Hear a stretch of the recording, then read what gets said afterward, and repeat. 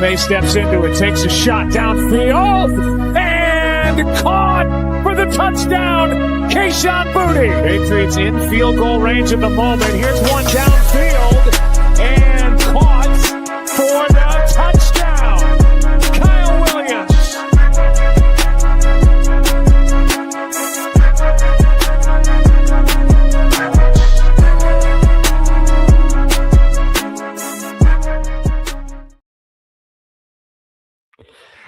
Good evening, everybody. Welcome back to Pats Across the Pond here on the Across the Pond Sports Network. We are live here to do a reaction show to the NFL draft that was proceeded over this weekend. There's a few talking points to talk about, especially the fact when we did our mock drafts over the last week. Not a single one of us had anything we had on our boards, so it's gonna be all fun and games. We're gonna go through. We got DJ, we got Nick, and we got Rob on board. Kieran's not with us tonight, but we do have his reaction video coming up at some point as well, so we'll be able to go through it, all the breakdown and so on. But before we get cracking on the show, please make sure you smash the like button. Make sure you spike the subscribe button. You tell all your friends. You follow us on social media platforms. Make sure you follow the podcast on Spotify and on Apple as well. Gentlemen, good evening. How are we all? How are we all doing this evening? It's good. Yeah, to be here. It's nice to have finally caught up on some sleep following what was a pretty crazy schedule, being down in London and then coming back up, being up for a live stream on the Friday night for round 2 and 3. So yeah, it's nice to kind of be back to normality for a bit. Just a little bit. Nick, how are we doing, bro? How was your weekend? Because obviously you had a bit of you had an extremely hectic one, didn't you? Yeah, to be fair, nightmare journey trying to get down to London to join all you guys. Eventually, I had to concede defeat, just turn around and go back to Manchester. And I got back to Manchester with a few hours to spare before joining you on the stream, which was why I was late because I was catching up on a little bit of a power nap. But yeah, I mean, ultimately, Thursday was all go, Friday was all go, and then Saturday and Sunday as a single parent was a completely different level of all go. So I went back to work yesterday for some peace and quiet. So, well, it seems you had a good time on this. DJ, obviously you managed to get back on. You managed to get back to Gibraltar pretty fine. Listen, yeah, we got to say first of all, it's a huge thank you from all of us here for moving us over to this brand new network and so on.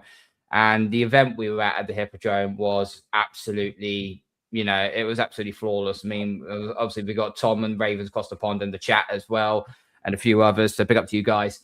But yeah, that was a very, very good night, to say the least. So yeah, and also we do try and apologize after we listened back through the live show what we did in the Hippodrome. There was a shit ton of noise, so it's very hard for a lot of people to hear. So this is why we struggled so much. So yeah, apologize, Nick. That's why I was leaning on Rob a little bit because he was like, you were closest to the laptop, so you was the one that could hear it better. So I had to just nod and say yes to Nick every time what he was talking about because I didn't know what you were saying as much.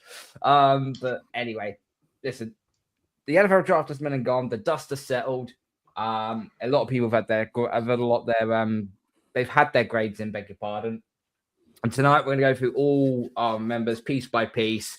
I mentioned in the earlier start that we did a load of mock drafts, and I think what we've now got is I don't think any of us were anticipating at all.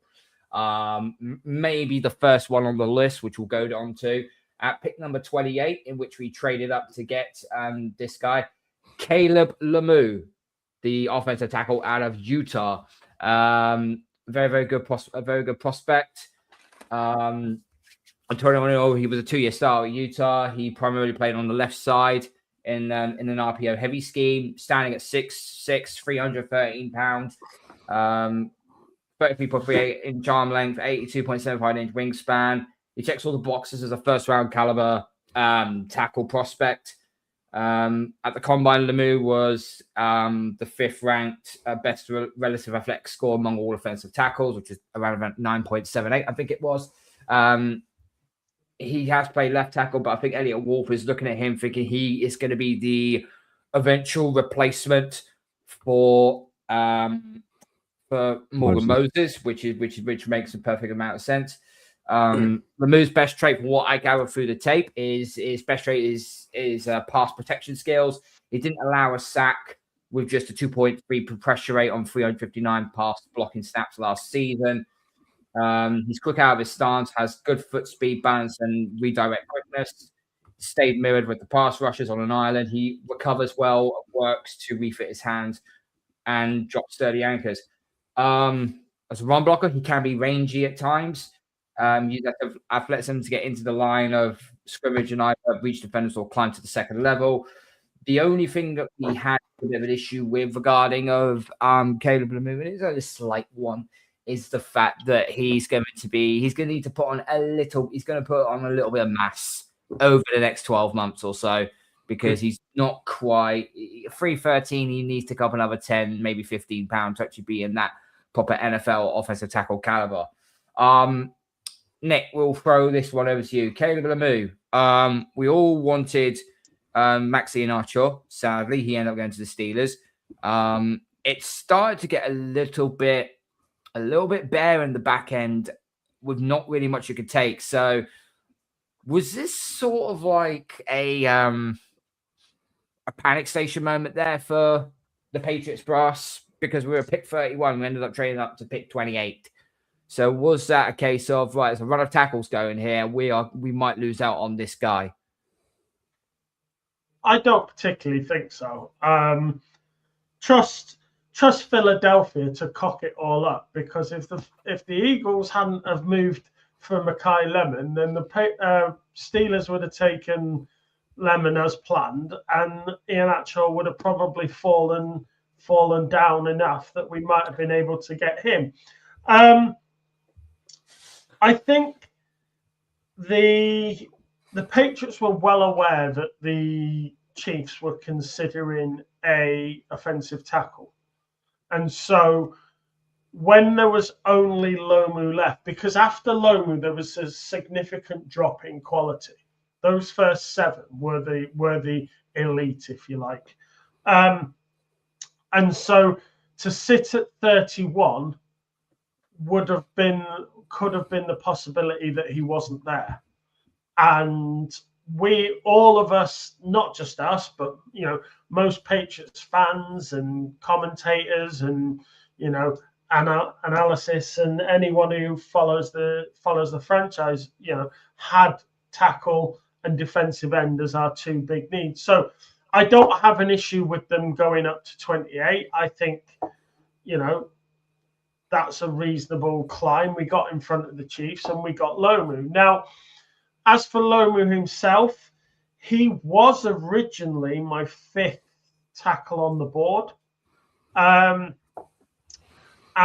while I don't pay too much attention to the Underwear Olympics. Sorry, Nick, did all your top 5 go, though, before Lomu? So your other 4, and then... Yeah. Or was there someone still? Yeah, so originally he was my number 5. But by the time the draft had come round, Iheanacho and Blake Miller, who were 6 and 7, had gone above him. So by the time the draft came round, he was my number 7. And I'm not sitting here saying that he's a bad pick or anything. In fact, I think he's actually a good pick. He's got a high ceiling, and yeah, I like his mobility. I was looking at my draft notes today. High level pass protector, quick feet, good grip strength. Yes, he does need to add some strength and some mass, but to be fair, a lot of players need to do that when they come into the pros from college anyway. So I don't think that's something that's unique to him. He's flexible. You mentioned it, Carl. he's flexible enough that he can play left tackle, right tackle, or if need be, guard. So you will probably find this year he will probably play a bit of everything as he starts to get used to the pro level. You might find that he comes in for, if Campbell say needs a rest or needs a one drive out, then you might find him playing left. And then if Moses is not fit, you might find him playing right. So I think there's certainly some versatility there.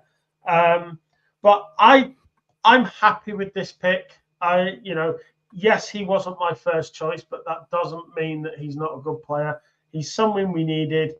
We got an elite tackle, and we are set for, in a year's time, to be elite at that position with age and upside. DJ, thoughts? Yeah, I kind of agree with what Nick's kind of said there. I mean, I don't think he was, like Nick said there, I don't think he's a top 5 or top 6, but I think he felt the right time to us. Did we panic slightly? I think we did, knowing that the Steelers might not have wanted Max and Iachor because they originally wanted Malachi Lemon, if I'm not mistaken, and then Eagles traded up in front of them whilst he was on the phone to him.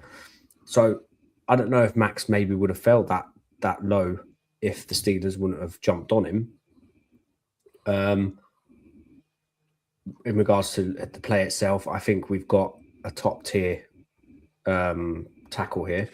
I'm for one to sit him for the year and let him learn as much as he can from Campbell, from Moses, especially if we're going to put him in on the right side. So yeah, I'm more for just sitting the lad for the year and let him have some reps where he needs to have them. Yeah, Rob, what about you? Yeah, I'm pretty happy with this pick in the grand scheme of things, and I'll echo a little bit of what DJ and Nick have both said there. Ultimately, we talked about offensive tackle being one of the few needs that we really had to address in this draft, because ultimately elite offensive tackles or even good offensive tackles are really hard to find. If you want to get one in free agency, you're going to pay way over the odds for it. So ideally you would look to find one in the draft. And if you want to do that, then 9 times out of 10, it's got to be in the first round. And we talked about this, that if we were going to go tackle, it was going to be with 31 or with the first pick in the draft for us.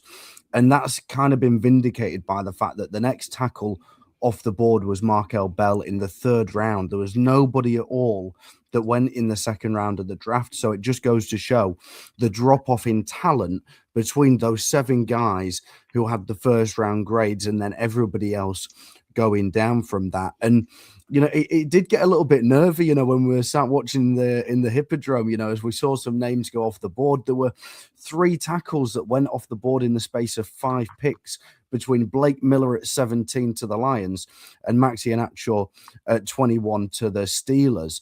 And so it really just left us with Lomu there. Normally, I'm not a fan of moving up in the draft because of the capital that it takes to do so.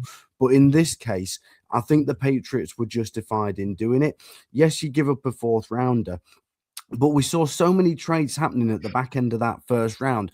Miami, Houston, the Jets, and the Titans all moved around in the back end of that 1st round. And so, you're really risking it if you want to sit there and hope that the guy falls, because if Lomu had gone, I'm not sure which direction we would have gone then at 31.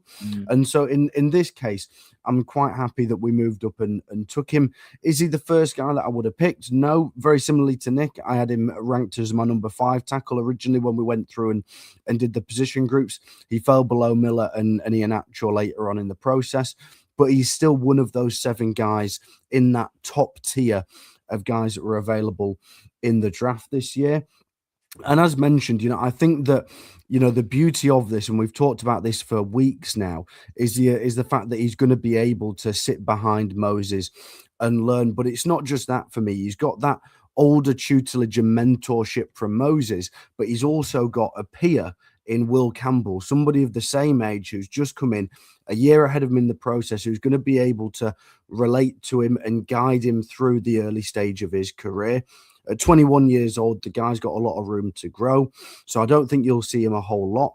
I mean, the Patriots played a lot of six offensive line formations last year with jumbo sets with an extra tackle, and you might just have got yourself the best jumbo tackle in the NFL already, by adding Caleb Lomu. So it wouldn't surprise me if we see him in fits and starts this year, but generally I think that it's a good pick for the Patriots, and as mentioned, the right tackle should be sorted long term.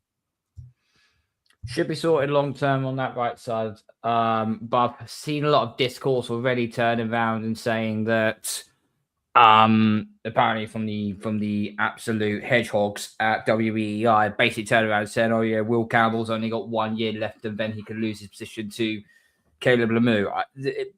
I don't feel like Will Campbell's job's under any sort of threat. If he stays healthy, we know what sort of guy he's going to end up becoming. So that's just hogwash, frankly, as far as I'm concerned. Listen, good luck to Caleb Lemieux. You are officially a Patriot, and we look forward to seeing him in training camp. Not just in training camp, also in preseason as well. We'll see a little bit of him in preseason, see what he's capable of. So it'll be good. Now, moving on to the second round.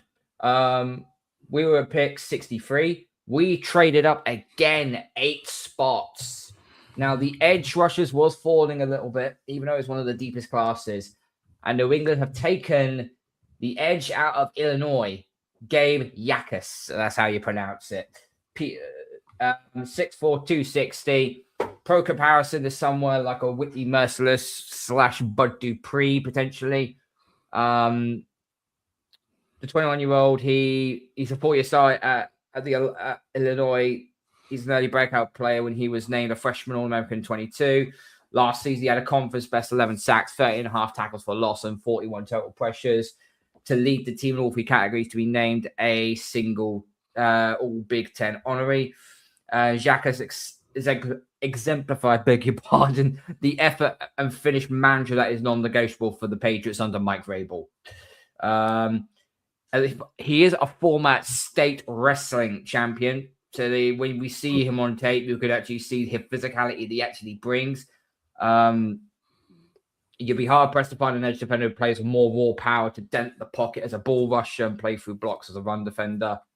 He also has enough lower body flexibility to use a what they call a dip rip move to shorten corners. Will be a weapon on line stunts where he can win inside with his quickness. He isn't necessarily a speed rusher, but his power-orientated game should translate into a full-time starting role. Listen, edge was a desperate need for us. We needed someone to set the edge. We needed juice. And although we added Draymond Jones and Howard Landry still coming from a knee injury, so they needed someone better there. Patriots personnel chief Elliot Wolf noted a desire to add an edge rusher from the deep class at the position. The New England's top 100 pick on the defensive side of the ball since 2023. So he completed a starting role on his rookie contract. I'm just going to show you this. I'm going to throw this over to Rob, first of all. So I'm going to bring something up for you. Now, this is something that Evan Lazar posted on X when it does decide to load up. Let's just talk a bit more about Yakas.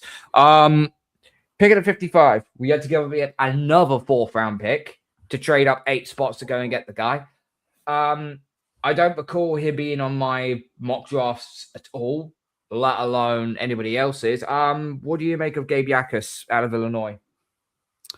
Yeah, I wasn't a massive fan of this one, I'll be honest. So he, when we did that evaluation of edge prospects, a few weeks ago, and we kind of, ran through them, Gabe Yakas is somebody that I kind of not crossed off my board. Obviously, he's a good player, but he wasn't somebody that I was, dying for the Patriots to add, because I think that he lacks that, real explosiveness that you see from some of the other guys who went in a similar range, either a little bit higher in the second round or in the third round and beyond, in terms of that really quick, elite get off, that would enable a player to get into the backfield really quickly and generate pressure on the quarterback. Ultimately, he's got good production. You look at his his stats from college: eight sacks in 2024, 11 sacks in 2025, coupled with 13.5 tackles for loss coming out of Illinois. So obviously there's, some production there that I think you can be excited about. He's 6'4", 260 pounds. So he's a little bit on the larger side. I was expecting us to go in the direction of somebody more similar to Harold Landry's build, that sort of, smaller, quicker guy, rather than closer to the Draymond Jones sort of build who's going to play on the opposite side. I just didn't like really the range in which this pick came in. So obviously a number of guys went off the board at the start of the second round: Mason Thomas, Zion Young, Cassius Howell. There was then a gap of 10 picks between an edge defender going and us moving up to take Gabe Yakus. And after our pick, there was then another 12 picks before another edge defender was taken. So it kind of felt to me like a little bit of reaching for the last guy, out of that class that you could take. And to me, as I mentioned, I'm not a massive fan of trading up in the draft. And when you consider the capital that we gave up to secure Lomu and Yakus, we traded up both times. In total on those two players, the Patriots have spent a first rounder, a second rounder, 2 fourths, and a sixth in order to secure those two players.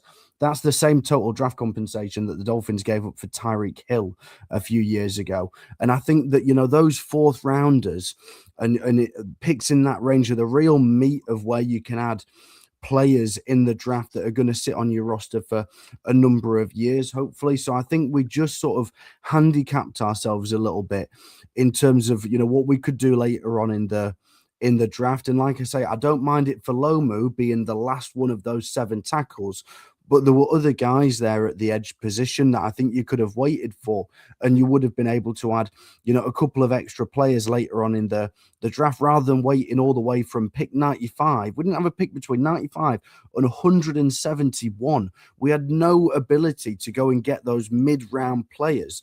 And, I think that showed with some of the names that we saw towards the back end of the draft, where certainly for me, and I like some of the players that we've taken, but certainly for me, some of the names at the back end of the draft I was a little bit shocked by in terms of what we took.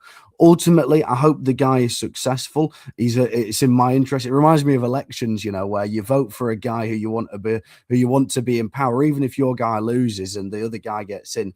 It's still in your interest that they do a good job and it all works out. And that's kind of how I feel about Gabe Yakus. He's not the guy that I would have gone for. Romello Height went, just at the start of the third round, and I would have preferred to be able to maybe trade down and pick up an extra pick and go with Height. But ultimately, Yakus does bring, a couple of traits to the table that I think we can be excited about. And it just gives us that bit of extra depth in the edge rotation. So, yeah. So I'm just going to bring this up here. So this was a pick, as I talked about Evan Lazard earlier on. So this was basically a couple of plays that he actually put in. Now, I just want to look at that. There's Gabe Yakus at 17. He's lined up alongside the right tackle. I've set to speed this up a little bit. So just the way he just how he just completely literally just ball rushes the right tackle there, sit down, and just completely and utterly decimates it. And then on the next slide here, number 17, there he is there on right. This time he's lined up on the blind side block at this time. The running back's there, so hopefully he should pick him up. If that doesn't end up happening, ball snaps, and he just pushes the left tackle straight into the lap of the quarterback. That's what we're dealing with here. And then again on the last one, this time Yakus again, going on the blind side blocker. Gets ready. Ball snaps. And already he's got the outside edge already on the tackle already. So he's already pushing him off, ready to go. And then as he goes in... Is that against Arizona State? Because if so, that's Ian Atchell that he's bulldozing. No, Ian Atchell played right tackle, didn't he? Oh, did it? No, I thought Ian Atchell played left. Yeah. Okay, yeah.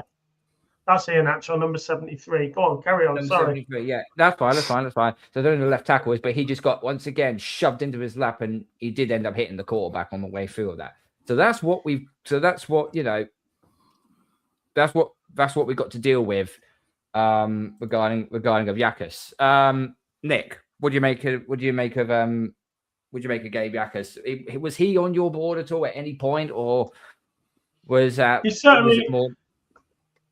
He certainly wasn't in my top 7 because my board, when I do my board, I go down 7 in each position. So he certainly wasn't in my 7. I think Rob's made a lot of good points. I don't know whether the election point, transcends the Atlantic, because I don't think they like the backup guy there. But nevertheless, I think the point you have to remember is whether it's round 1, round 2, round 3, you have only got so many picks, and despite us going to a Super Bowl, we all acknowledged we had a lot more holes than just those 3. So you may get Gabe Yakas, and you may find that next year another defensive end drops to you, and he's absolutely amazing. In which case, you take him, and you use Yakas maybe as an outside linebacker. I don't know. I think he has the ability to play outside linebacker. So even if that ends up materializing in a year, 2 years, whatever, I think he's got the potential there. He has got such raw power, though.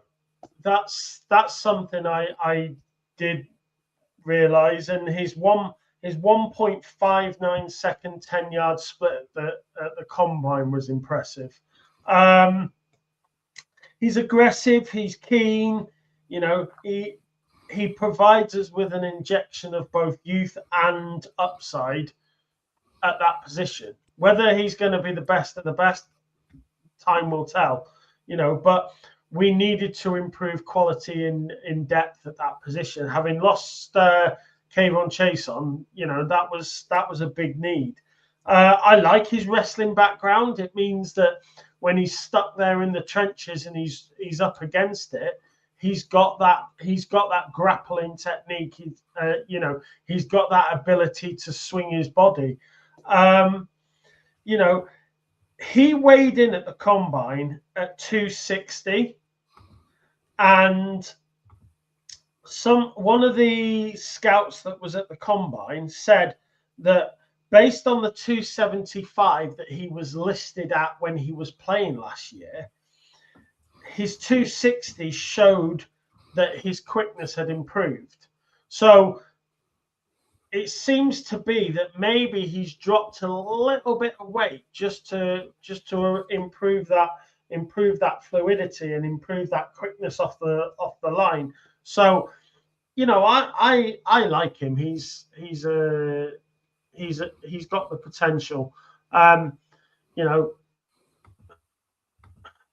Again, I can repeat myself, but he's versatile. He's efficient. And I like the fact that he's relentless and grinds and grinds and grinds. He's experienced at the college level. While he may not be anybody's first pick, again, same with Lomu. I don't think he's a bad pick. I think he's what we need. Okay. Right. DJ, what's your thoughts on Gabe Yakas? Yeah, just very quick. I think at the end of the day, Yakas, I think did he not come in for a visit with the Patriots? I'm pretty sure I read something that he was one of the edges that came in for a visit. I might be mistaken. To me, he did. It did feel like he could have fell to us at that pick. I didn't think we really needed to go up, and like Rob said, they'd give up picks to kind of go and get him. I think he may well have fell on the board for us. But look, at the end of the day, you're getting an explosive first step player. I think the more tape you watch, he's very, very quick off the pocket, off the O-line.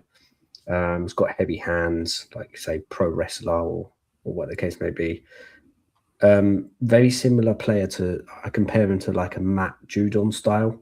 Comes very quick off that edge, and obviously, as you can see there, he disrupts the plays. So yeah, I'm all for it. I'm not expecting big things straight out of the get-go. I think he's going to take some time to maybe be rotational status, but yeah, I think, like I say, I think it's still a good pick. It's just a bit of a reach, in my opinion. I'd say it is a reach, but for me, it's more like a need than we. Yeah, need. we knew we needed an edge. We needed an edge rusher.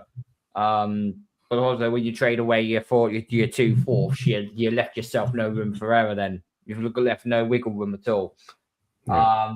Which is why going into the third round and 95th overall, we did take a tight end, but none of which we wanted. It was either Oscar. We were looking at someone like Oscar Dell. We were looking at Marlon Klein. You know, we were looking at Sam Ralph, Kieran Slav. They all went. So New England ended up drafting Notre Dame tight end Eli Raridan. And the perfect person to ask is obviously the man that is below me, because you are a Fighting Irish fan, Nick. Pro comparison I've got on here of Raridan is someone like Luke Musgrave. He wanted Vrabel has admitted that he wanted to add a developmental tight end to the pipeline behind 31-year-old Hunter Henry. So they got their objective at getting him. Raridan stalled after he tore his ACL in his right knee once as a senior in high school in 2021, and then retore the same ACL his freshman year of college in 2022. Although he only had 1 year of college production due to injury, Raridan broke out with 32 catches, 482 receiving yards last season, averaging 15 yards per catch as a big play receiver. He ran a 4.62 in the 40-yard dash on his way to a 9.6 out of 10 relative athletic score. He's a huge downhill target, humongous hands, 11-inch hands, shall we say, and the speed to stretch the seams, run slot phase, and play good action crosses. His perspective, Raridan's large catch radius makes him a very quarterback-friendly target, so you're going to see him be open up over the middle, which is where Drake May likes to throw. That should pair well with him. The Notre Dame player has immense potential. However, he is very inexperienced. Only 15 college starts under his belt shows in this film.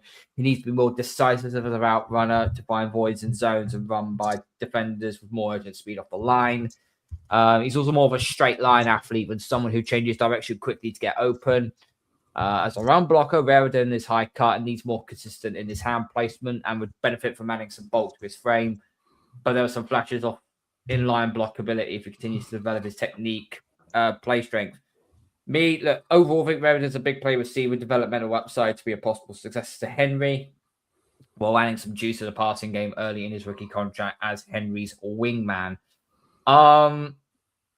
You know more about Raridan than what we do, Nick, because you watch the Fighting Irish for every single game since you've been alive, or when you've ever started watching the NCAA football, that is. What can you tell us more about Eli Raridan from what you've seen of him? Yeah, as you say, member of the mighty Fighting Irish. Stop glazing. He's played in the last 2 years. In the last 2 years, he's played 28. He's played in 28 games. Now, when you think they're in college season just gone, the Irish only played 12 games. So, that means in the previous season when we ran all the way to the national championship, he played in most of those games. I get what you say about a starter, but I think you have to put into consideration that he was as much a victim as Jaden Price was of the success of Jeremiah Love, because Jeremiah Love was so good at both running and pass catching that he was used so differently at Notre Dame that Jaden Price struggled to get game time at running back. Eli Raridan suffered at tight end. And I think for those that say, no, well, he hasn't played enough, there is probably an extenuating circumstance that's behind it if you look for it. Now, yes, he tore his right knee twice in 2 years, tore his ACL right. But since then, he's been fully fit. he hasn't had any injury problems since, and I think he's got a very high ceiling. You talk about his 11-inch hands and 80-inch wingspan. I mean, I've got long arms and I've got broad shoulders, and I'm only an 82. So he's got some long arms, that boy. Former basketball player as well. Played basketball as well. And I was about to mention that because you can see in his catching the basketball player in him. He really gets it at that sort of high point, the highest point of the ball. He's a great athlete. I think his ability to run those straight routes that at speed faster than most cornerbacks. Whether he'll find he's able to do that in the pros is a bit different, but certainly at college he was outrunning a lot of cornerbacks through just sheer speed. Was he my first choice? No, but it would be unfair of me to sit here and scream his praises. I didn't have us down for a tight end in the 3rd round. And I'll be honest, I still don't think we should have taken a tight end in the 3rd round. No. I was screaming for a linebacker. But when you think that we didn't have 2 4th-round picks anymore, the tight end depth at 5 was probably not as good as the linebacker depth at 5. So, maybe, I don't know, maybe in hindsight we did do right taking him. We won't know until he starts playing, but I think he's got the skill set to sit as a receiver. He can sit behind Henry, and I think with a bit more improvement in his blocking, I think he'll become a better blocker than Hill. Yeah, I'll agree with that one. DJ, what about you? Yeah, like I say, I've not really got much to say about that lad. I've not seen anything about him or anything. It's just I have seen the size, and that's probably going to cause, a big-bodied tight end can contest those catches in the red zone or whatever. So it might be a mismatch cue to play here. But he does remind me of like a bit of a Gronk style, the way he's big and strong and can battle things off. So yeah, we'll see. How many tight ends have we seen in drafts past where there's always one who go, oh yeah, he reminds me of Gronk, and never turns out to be Gronk? How many times have we heard that? Yeah, I think I wouldn't have gone for a tight end at 3, to be honest. I would have rather had waited, but I don't know where Delp went. Where did he go? Was he way before? It was before that, wasn't it? Yeah, he went to the Saints at the top of the 3rd round, 9th pick in the 3rd round. I mean, I could have gone with something like Cuevas or someone like that in the later rounds, because I think he went pretty late-ish. He did. Yeah. He did. Rob, what about you? Yeah, I quite like the Caleb Lomu pick. I was fairly impartial indifferent rather on the Gabe Yakas pick, and I really didn't like the Eli Raridon pick at 95. To be honest with you, that's not to say that there's some good things about him. There are, the size is there, as mentioned, 6'6", 245 pounds, good athlete. He ran a 4.6 240 at the combine with a 10-yard split of 1.6 seconds, which ranked 5th at the combine. Like, there's some really good stuff there. You can see him running down the seam, to catch passes, but I've got too many. There's too many sort of concerns for me about the player first of all, and then about the need of the position. So in terms of the player himself, Nick, you mentioned it. He tore his ACL in 2021 in his last year of high school. He then re-tore the same ACL a year later in 2022. So I wonder about the long-term health of that.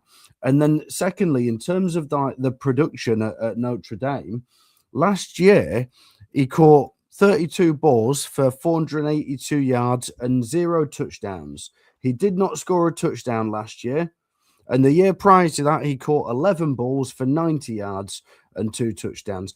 That is not a production to get excited about. I'm sorry, but if you're the starting tight end of any sort of competent offense, then I would expect to see a little bit more than that. So I don't love, his production coming out of college. And then on the topic of need, obviously by this point, the Patriots know that they've traded away their 2 4th-round picks. Those deals have already been done. Now, we spoke for ages about the need to add a linebacker, the need to add a guard, the need to add a safety. And in the end, we didn't really end up addressing any of those needs. Yes, we added a linebacker late on, but, there was a lot more that could have been done there. And for me, the tight end position, whilst it's nice to think about that long-term replacement for Hunter Henry, that is a luxury to be able to do that at this point. You've got Hunter Henry, who's been a reliable, consistent, well-producing tight end for the Patriots ever since he's been here. And in free agency, we signed Julian Hill from the Miami Dolphins to a 3-year, $18 million contract, $6 million a year. That is essentially the same money that Austin Hooper was on. It's tight end 2 money. So how much opportunity is Eli Raridon going to get to be on the field in 2026?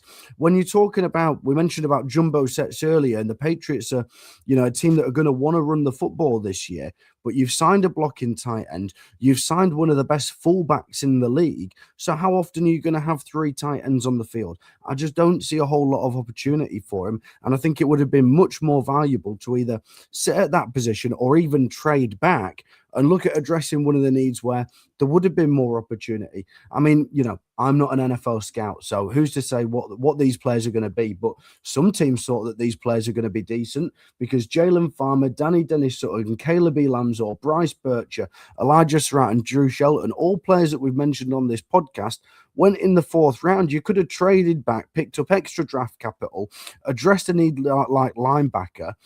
And then there were tight ends, as DJ mentioned, tight ends available late on. Josh Cuevas went at the back end of the 5th round. Jack Hendries went in the 7th round. Yeah. And Dalen Bentley went with pretty much the last pick of the draft. So to me, it would have made much more sense to address one of the key needs where players are actually going to get the opportunity to get on the field and go tight end later on in the draft. I think standing ovation is needed in order for that. He does have a point. He does have a point because we sat here and we screamed about the fact that we were weak at linebacker, and even the guy that we did sign in the 6th round at linebacker, he's not exactly going to be anything close to other than a backup. So Spillane goes down with an injury, and we could any length of injury that's longer than a week or 2, and we could be in big trouble. We're not running the table like we did this year with an easy schedule. We've got a tough run, and I think Rob screams a great point, and we were all saying it that really it should have been a linebacker. If not there, then trade back a bit, but what do we know? We're just right now 4 blokes screaming on the internet. Exactly that. Right. We're going to go on to the back end of day 3. Now, Kieran was not very happy with the way how day 3 panned out. Day 3 was just a flipping shit show. The lack of talent and the names that we was trying to, research and so on was not coming through. So our next pick was a pick 171, and we did take a defensive back. Now, okay, we could do with another corner. That's not the be all and end all. It'd be nice to have backups to Gonzalez and Davis and so on. But we took out of Texas A&M, Kayron Prunty. Yeah. I hate to botch the Rock's fucking voice saying this, but who in the Rudy Poo are you? I mean, I've not that I know much about him, but I have seen comments been made that is going to be the steal of the draft. This player right here. And I don't ask me why or anything like that, but that's what I've been seeing. Apparently, he's got a lot of production, as in he's played a lot of games reps for college. So I think he's going to be more like a special teams and then have depth. But I don't know. They're saying He's out of Wake there's Forest, something special about He's him. not out of Texas A&M. He's out of Wake Forest. I forgot to say that. He was the first player taken out of Wake Forest, in the entire draft, that's got to say something. Yeah. From what I've been reading, the lad knows how to play football, but maybe we should have signed Karen. Karen might be a better player.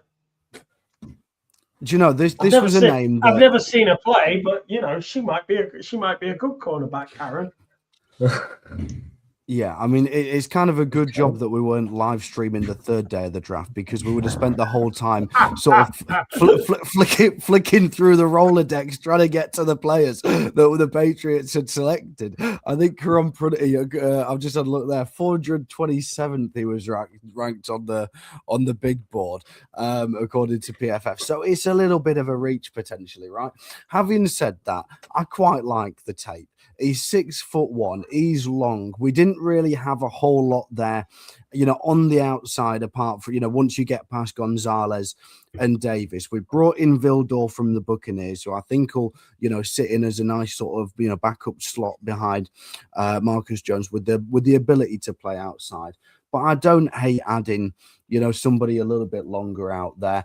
He's very inexperienced, 13 games at Wake Forest. I think that's it for his college career. So I guess that what you're doing there is you are banking on the upside. And DJ, you mentioned it there about being the steal, is that if that comes to fruition, and it might not be for a couple of years until this guy's, really ready to contribute, but, you are banking on that upside. If he's only played 13 games at Wake Forest, then you're like I say, you're scratching the surface of what could potentially be there. So we're in day 3. It's the 5th round. You're kind of in that range of taking swings on guys that might be misses and might not be on the roster by August, but also have the potential to be a stick around for a number of years. So I actually didn't know anything about it at the time, but once I had a look, I don't hate this one retrospectively. So Phil Perry, you're forgetting his 2 years at Kansas and North Carolina AT&T. He's a great phone service provider. He's got great training at AT&T.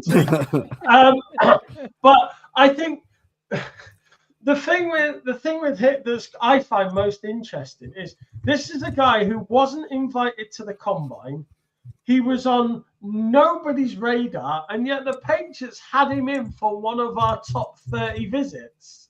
I mean, really? They must have loved him that much. So played primarily at wide corner, 737 snap per PFF, 13 all ACC, had the second best catch rate allowed in the ACC, which is 44.4%. According to Wake Forest, doesn't look like he played much in the kicking game. PFF had him for 10 PR snaps and 6 F field goal blocks snaps in 2025.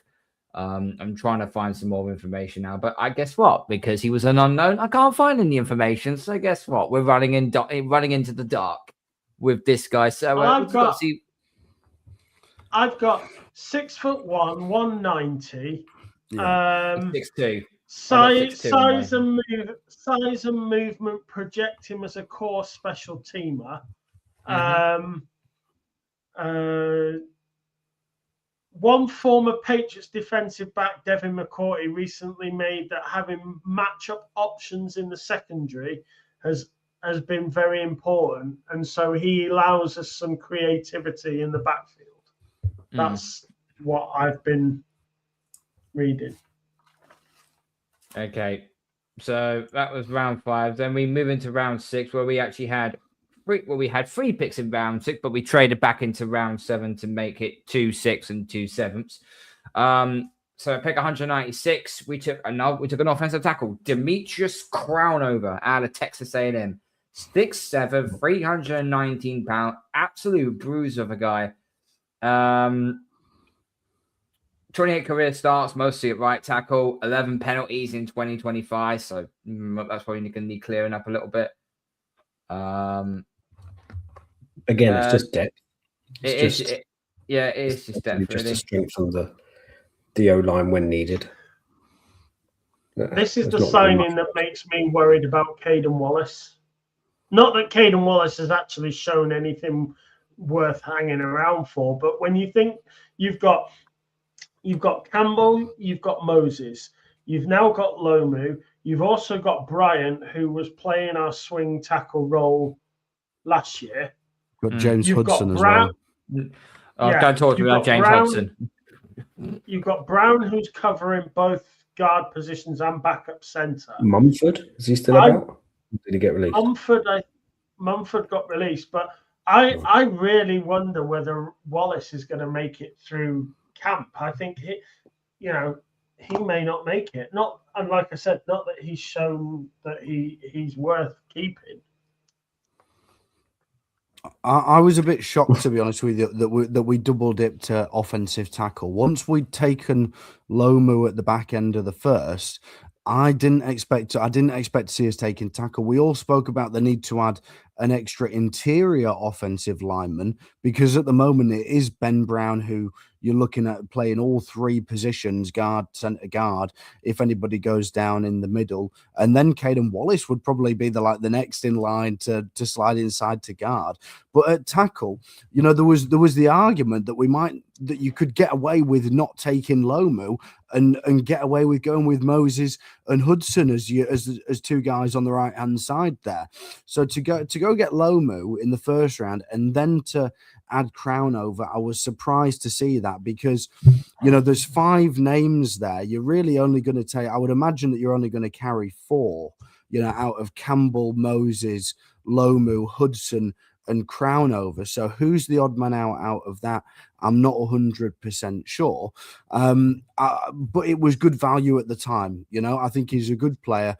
It might just have been a case of best player available. And all of a sudden, offensive tackle goes from being one of the thinnest positions on the depth chart to arguably the deepest position on the New England Patriots depth chart right now is offensive tackle. So, I think that there's arguments, pro and con to it. With it being a late round pick, I don't mind it, given the fact that it seems pretty good value for where he's expected to go and what he can be. So again, no qualms from me on this one. Nope. Okay. Listen, I was okay with another tackle. Depth on the line is a must. You need to have depth, and so on. But he was at the Senior Bowl or the Shrine Bowl? It was one of the two. And it going through the what? Sorry. He went to the Shrine Bowl. He wasn't invited to the Senior Bowl. It was the Shrine Bowl. Okay, fair enough. So, and I saw him do his workouts at the Shrine Bowl. And I tell you what, he held his own. He held his own during drills. So, it was something to look out for. He is 24. So, he is. I'm not on the older side, but you know what I mean. When your first year, the 24 in the NFL, there's always going to be a bit of an issue there. But yeah, I can see in the chat in here, DJ, ESPN analyst Lewis Riddick, who's really the only one I trust, to be fair, referred to him as massive. Well, and if he gets you lined up on combo blocks, he's going to move you to the other side of the line of scrimmage. Inconsistency is one factor, but led him to be penalized for 11 times last season to slip to the 6th round. He projects as a developmental right tackle. So as we currently stand right now, we got three right tackles on our roster. And Hudson, I'm guessing, is the backup. That's what I mean. So you got Moses, Lomo, and obviously Crowdover, and then you've got James Hudson that's probably going to back up Will Campbell at left tackle. Then whoever's going to end up playing swing. But anyway. Moving further into round 6 at pick 2-1-2, we finally took a linebacker. It took us to round 6, but we finally took a linebacker. I know fuck all about this guy. I generally don't know anything about this guy, so I need someone to help me with this one. Nnamdi Obayozo, linebacker at TCU, 6'3", 229 pound. High motor linebacker with good athletic profile, which is 9.14 RAS. Sound tackler and kick coverage experience, fits as a depth linebacker and special teamer. He's 24 years of age, 3-year start, 88 tackles in 2025, 4 for a loss. muscular body type, lacking weight and notable short length. Anybody want to touch base on Obiazor, if that's how you pronounce it? I've butchered the name, but I don't know. I mean, he for a big lad. I mean, he's not huge, but for a big lad, his 40-yard dash at 4.53 was half decent. But I think, again, we've just said it with Crowner, but I think these are developmental players who are filling depth gaps, and some of them will not even make it out of camp, and that's part and parcel of a 90 man roster being cut to 53, or whatever it is, 70 including your practice squad. These players may not even see the field. So he's made 88 starts in his college career, so he's obviously good enough to play at the college level. But the fact that he played at TCU, I mean, TCU aren't a bad team, but they're not a great team. So I think he's probably not got a career in football ahead of him. But we drafted him. We'll get behind him and see how it goes. But the linebacker depth is still quite bare, to be very honest with you. So we're looking at something like someone to get in free agency. Then, if that will be the case, I think that has to be our top priority next year. Whether it be free agency or whether it be in the draft next year, I think linebacker has to be your top. You won't need a wide receiver. You won't need offensive tackle. You may need a guard to replace Michael. And Barmore might have moved on, so you might need a defensive tackle. But it could well be that linebacker's our big need next year. Milano is still out there in free agency. Big up to 4 out of 87. Big up to you, bro. Yeah, that is true. But Matt Milano has had a number of very, very significant injuries, though. So, yeah, I mean, even as a rotational piece, I'd give him a year deal, $6 million maybe. Yeah, try and do what Josh Allen couldn't do. I don't know. Yeah, on the topic of linebacker, I was absolutely ecstatic to see that we finally took one in the 6th round as the kind of nominated guy on the podcast who bangs the table for linebackers. It was something that I was absolutely dying to see. And I had not heard of the guy. He wasn't on my list of any sort of tape that I'd looked at or anything like that. So it was a bit of a shot in the dark. However, right, having watched the tape of him, I'm quite a fan, right? So he's 6'2", 230 pounds. He's similar to that Marte Mapu build, who we just recently let go of, traded him to the Texans for a 6th round pick next year, I believe, right? So he can do quite a lot, can Nnamdi Obiazor. He's quite versatile. I've seen him drop into coverage in zone schemes and, cover tight ends and running backs in the short to medium range. He's lined up on as an outside linebacker, and he looks like he's got some kind of ability to stop the run, but he just looks like he's very sort of reactive at the snap of the ball in terms of being able to plug gaps in the running game. Finished with 80 plus tackles in each of his last 2 years, 6.5 tackles for a loss in 2024 and 4 tackles for a loss in 2025, with 2 sacks in each of his last 2 years at TCU as well. So there's a bit of production there. He's explosive, as mentioned, 4.53 40, but a 1.56 10-yard split. So quite shifty, off the mark. So quite a fan of that. However, I would love him as a 4th linebacker on the depth chart. I think he's somebody that can contribute on special teams and probably do quite a good job there. But he's not somebody that I'm comfortable as being the 3rd guy in a linebacker rotation. You think of the linebacking core last year: Spillane, Ellis, Gibbons, Tavai, Mapu.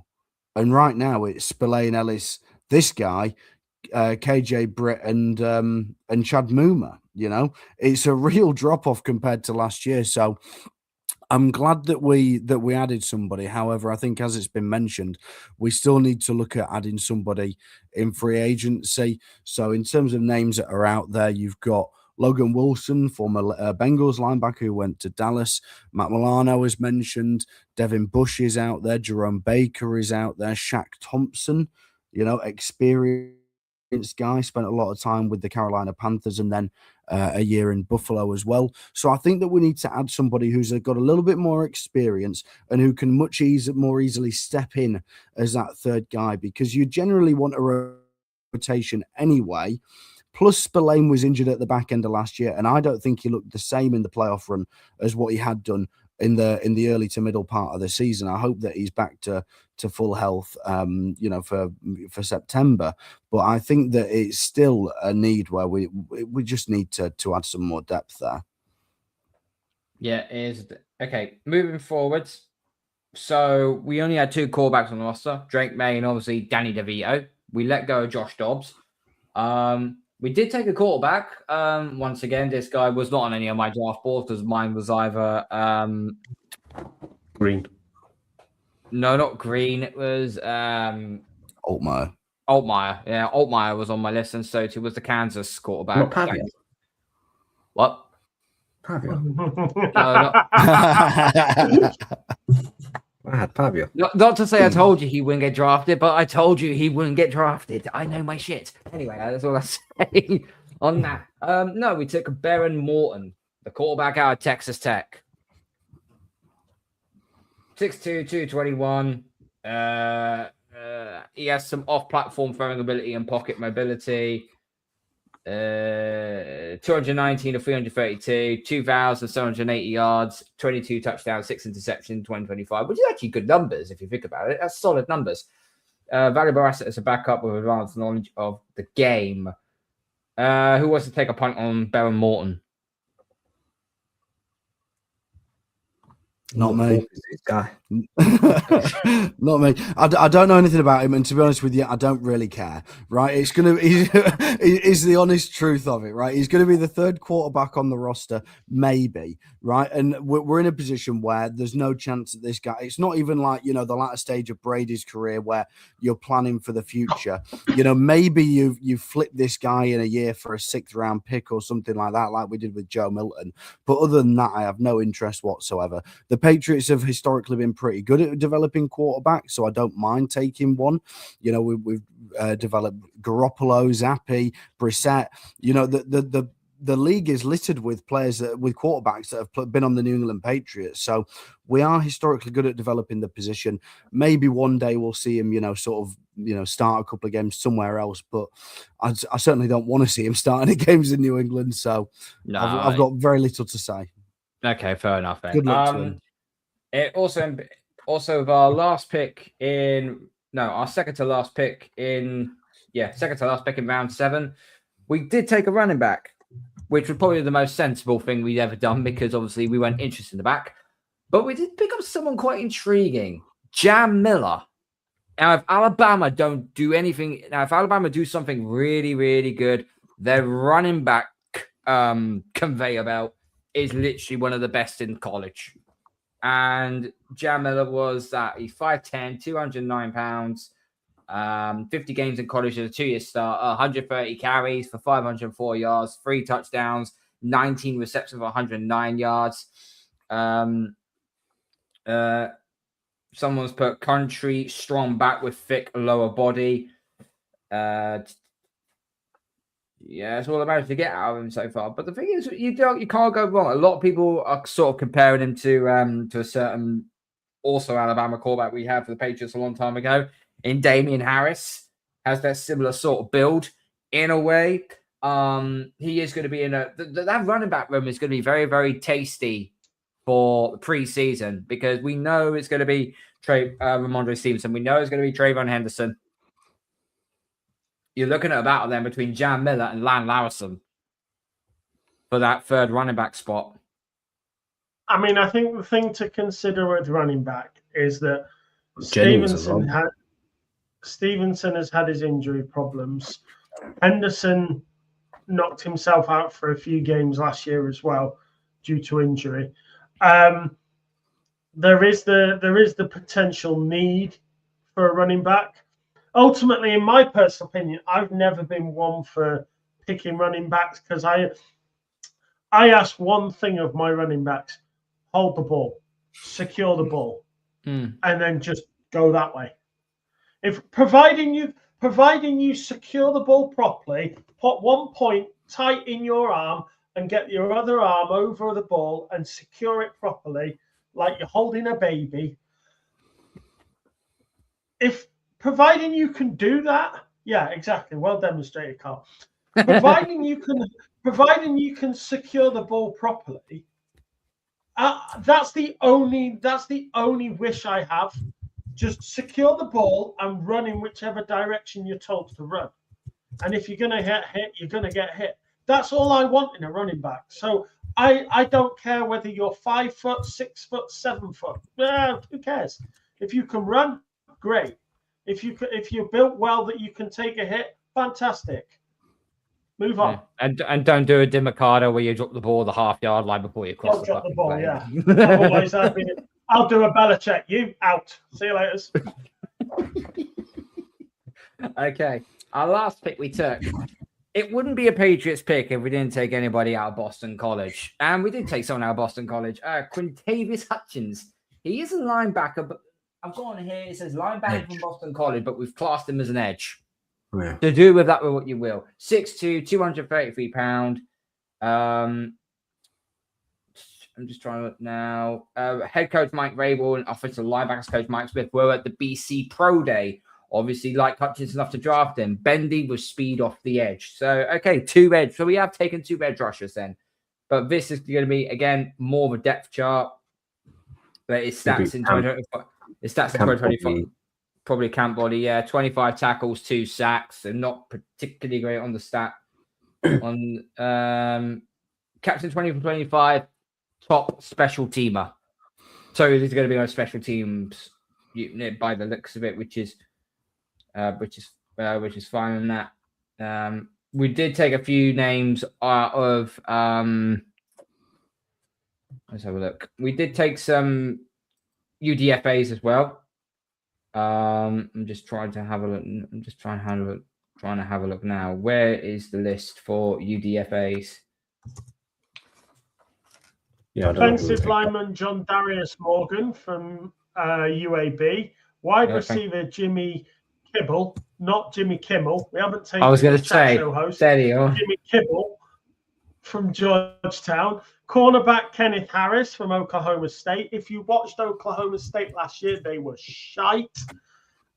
They couldn't defend anywhere, so I don't rate a cornerback from Oklahoma State. Defensive tackle David Blay out of Miami. Tight end Tanner Arkin out of Illinois. Wide receiver Cameron Dorner out of North Texas. And running back Miles Montgomery out of UCF. I'll keep going. There's more. Wide receiver Nick DeGenerano out of James Madison. Ooh, apparently, he's the one that's going to go. Apparently, he's the one that's going to take Efton Chisholm's position. Apparently, white dude taking over. White dude taking over white dude's position. I can get behind a group of 5 wide receiver. Cornerback Channing Canada. That's not Channing Tatum. That's Channing Canada from TCU. What is it about TCU players this year?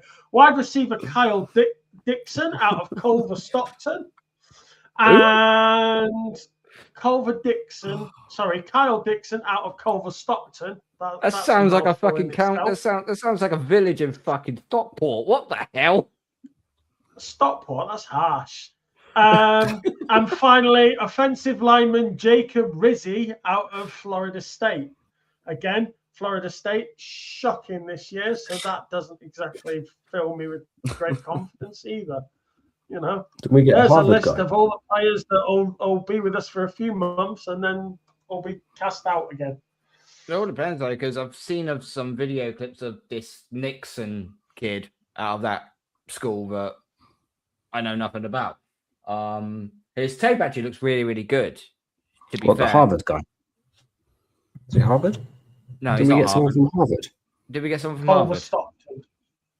No, that's Culver Stockton. So yeah, no, I saw a little bit of his tape. He showed good traits, but he's probably another one of these Jeremiah Webb's type of thing where he's just going to be a camp body. And I think all of these are going to be camp bodies unless someone completely blows the whole competition out the water. Then we'll just have to see. I'm going to throw something out there to Go all on. of you. So I obviously give this Patriots draft class like a B. I wouldn't give it any more than that. I think some decent picks there. I get the feeling, again, this very much feels like a 2024 draft class. I don't know if you remember who we picked on that class. You probably won't because they've all fucking been released except for May. But to me, this feels like a Wolf picks, not a Vrabel picks like we did last year. Well, Vrabel wasn't there for day 3, so you can look them back. So you go from round 4 onwards.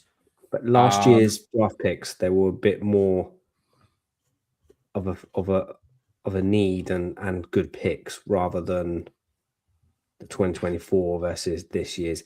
It seems very familiar. So that draft class that we picked in 24 to this one we've just got now. A little bit of information I will throw at you is I think I did see video clip. I don't think it was I think it was either the first or the second round, one of the two. But Cowden was on the phone and he made the decision to trade up. It was Cowden's decision to trade up. So do with that what you will. Vrabel was probably just too busy, right? Looking after whoever. Too busy shopping at the airport for a hoodie. Yeah, no, he was there at the draft on day 1 and day 2, but then he wasn't there for day 3, which is like the third most important day of the off season. It just doesn't feel Vrabel picks though. They don't feel like they're Vrabel players to me.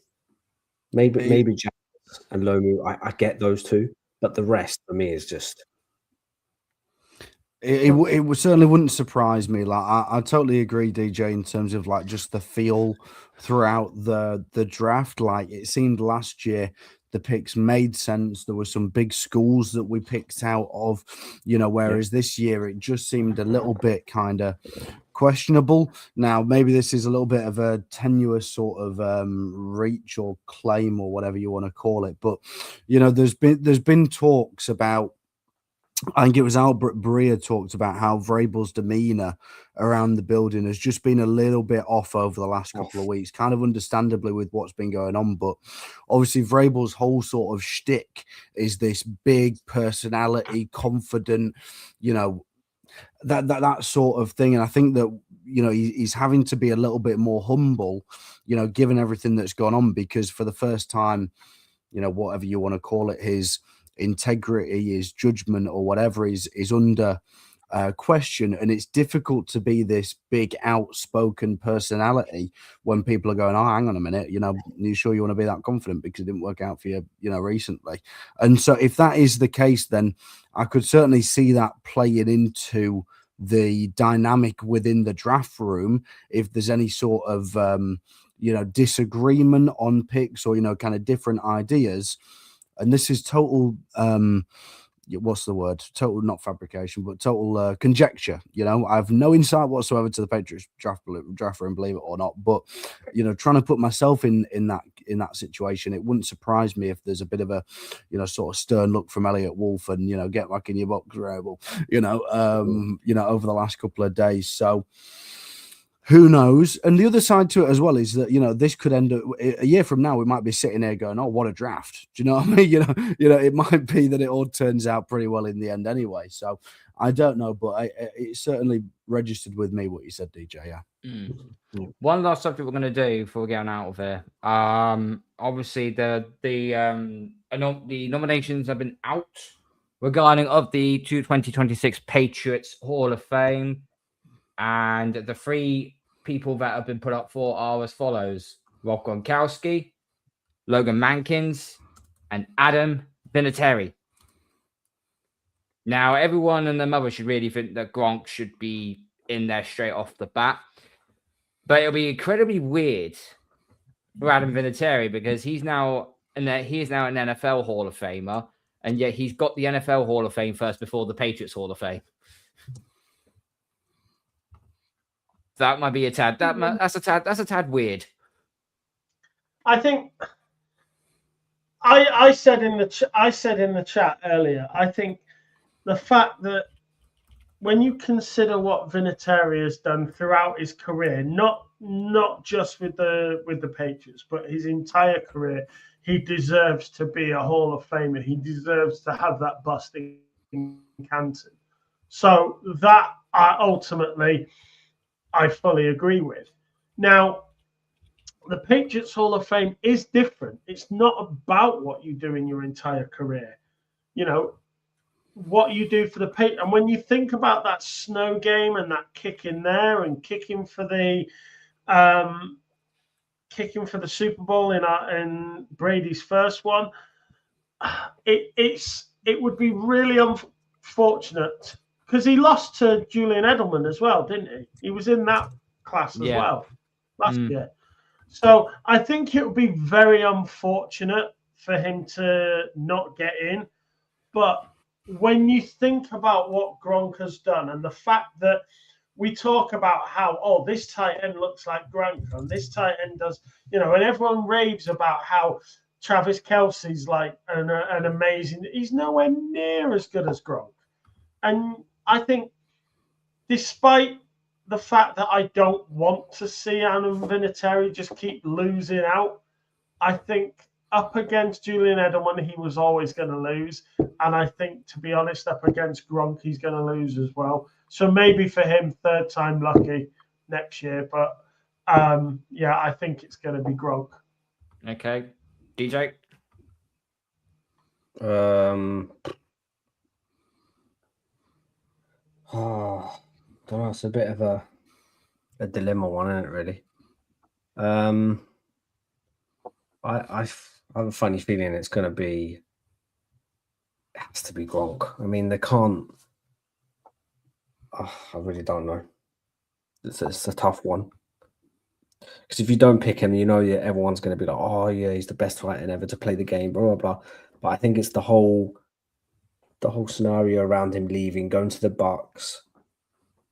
It just didn't fall well with the Patriots. And yeah, I'll go Gronk. Okay. Rob? Yeah, I mean, no one's mentioned Logan Mankins' name, so just very quickly to make the case for him. 6-time All-Pro, 7-time Pro Bowler, 2010s NFL All-Decade Team, and the New England Patriots All-Decade Team for both the 2000s and 2010s. Him and Vinatieri made the All-Patriots team for 2 separate decades. Gronk only made it for the 2010s, unsurprisingly. For me, like, all of these options are incredible. You know, when you think of the moments in your mind of Patriots history, you know, Vinatieri and Gronk in particular, you know, I can still envision both of those quite clearly, those guys in those big moments. For me, the difference between it is that, you know, as impressive as everything that Adam Vinatieri has done, I believe that there are other human beings that you could interchange for Adam Vinatieri who would probably have been able to do the same thing. Now, how long that list is, I don't know. But I'm also of the belief that there is not a single human being on the planet that you could exchange Rob Gronkowski for and get the same results. And he is one of one. We had never seen anything like Gronk before he came along, and I don't think you will ever see anything like him again. And so for me, Gronk would be the first name. You know, Gronk, outside of Brady, Gronk might be the first name on an all-time New England Patriots team for me, you know, out of any player at any position, you know, so I'll go with Gronk. Yeah, for me, it will always be Edelman, and then it will be Gronkowski. Because Edelman was a lot more robust, a lot more rugged, more tougher as well. But nah, no one will. No, there will not be another Gronk again. There won't be. He was just that physical specimen when we drafted him in round 2 in 2010, and it was like, yeah, Jesus, this kid's gonna be something really special. And if another certain tight end, which we will not name for obviously for certain reasons, didn't do what he did, when we could have had a. It was a naughty boy, wasn't it? It was a naughty boy. It was a very naughty boy. A very naughty boy. What he did as a top player. Yes, he was a very good. It was a very, very good player, but he was very that. Imagine we still would have had him like those two. Oh God, don't even want to think where we would have been right now. Insane. All that is Would have been deadly. now. But and on that note, we're going to end it there. Well done, on that, we're going to end the show, guys. Yeah, we're going to end it like that. No, I'm not having that. That's too much now. Okay, right. Right, DJ, Rob, Nick, thank you for joining us. Thank you everyone for watching. Thank you to everyone that's been listening. Please make sure you smash the like button on the way out. Gronk Spike, the subscribe button. Tell all your friends. Follow us on social media platforms. Make sure you follow the podcast on Spotify and on Apple as well. There might be a podcast coming out Friday or this weekend. I don't know. We'll have a discussion and we'll let you know in our socials and that. So make sure you follow us all on there. But for now, we're going out of here. So thank you to everyone who's been watching. Go night. Go bless. Go Patriots.